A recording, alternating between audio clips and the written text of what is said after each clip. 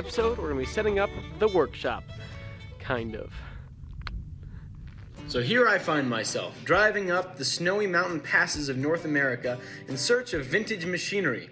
You know, the tool that I'm after is a 1942 American pacemaker lathe. That's 5,000 pounds of metal turning mayhem. I'm meeting my good friends Jason from Fireball Tool and Salem Straub with Promethean Knives at the site to get the thing loaded up. Yeah.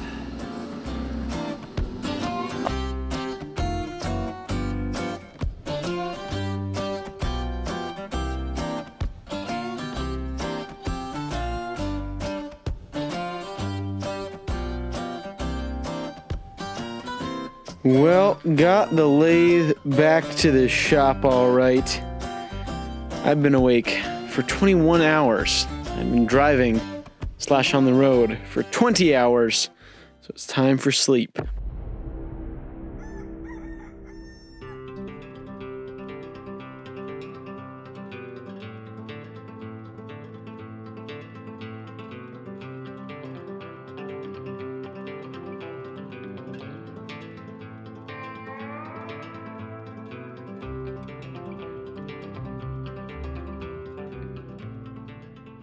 So one of the issues that we have is that before we pour the concrete, we have to move the lathe out of the way so that we can get the concrete into the hole. So, in order to figure out where the lathe needs to go, we did a quick calculation, and that's going to be about right here. It's about 3 feet wide, about 8 feet long. The reason that we need to figure out exactly where it needs to go is because we need to figure out which orientation, whether we need it to come in head first or tail first over here. And what we need to do is make it come tail stock first, all the way out here, which means we got to flip it this way and then roll it on in.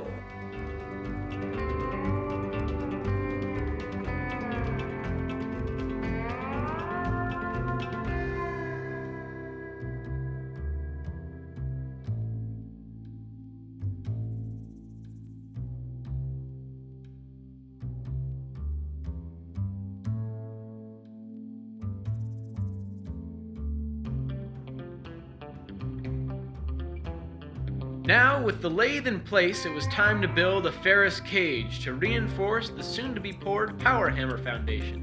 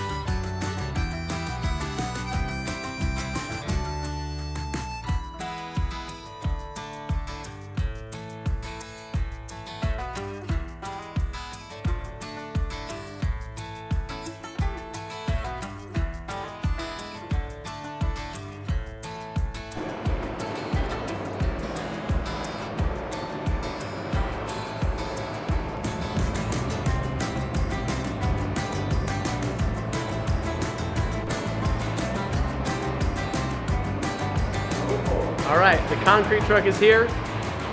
He just put the chutes on so we can have a shorter trip back and forth from the truck to the pit.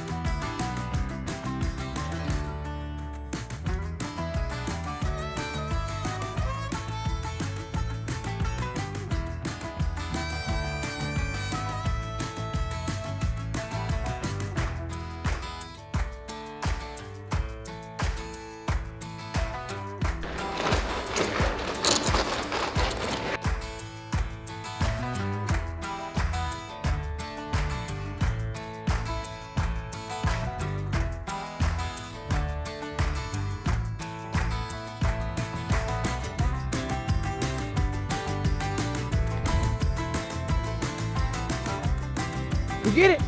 Go get it. So there I was, just hanging out, browsing the gram.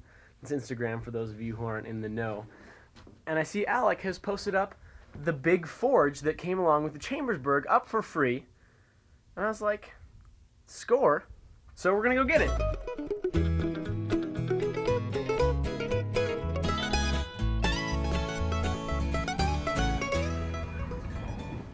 Ladies and gentlemen, welcome back to the workshop. In today's episode,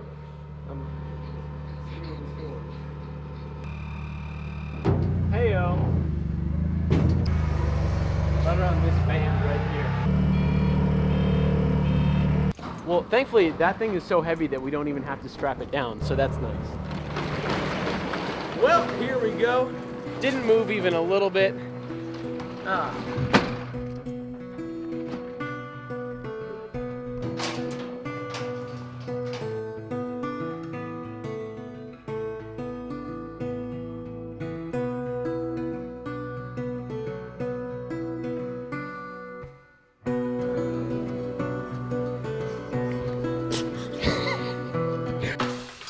Someone has expectations of my time currently.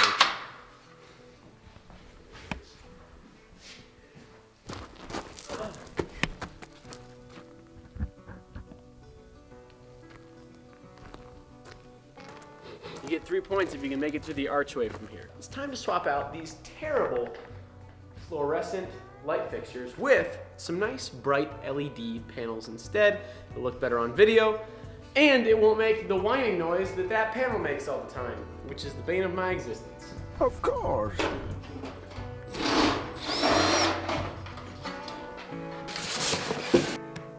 Oh.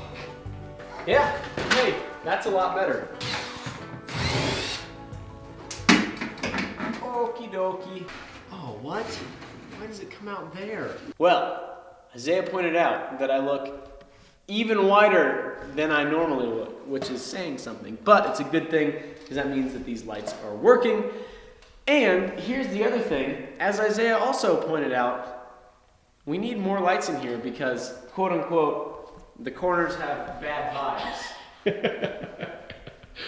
We'll make it happen. We'll get it better lit in here, more lights, mo better, all that good stuff.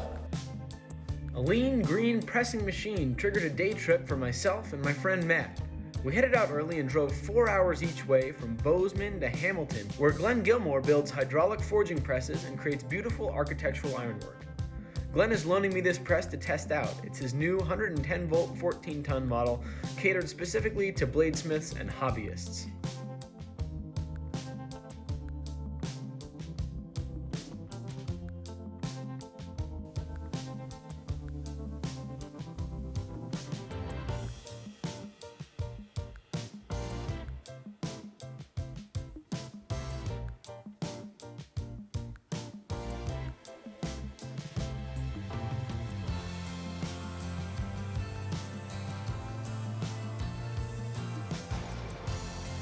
The first hot steel through these dies was upsetting and drawing out some 1-inch round stock. Now this press certainly isn't as powerful as some of the larger 25 or 50-ton presses that I've used in the past, but it's still a very capable little machine, and I'm excited to get to keep on testing it out.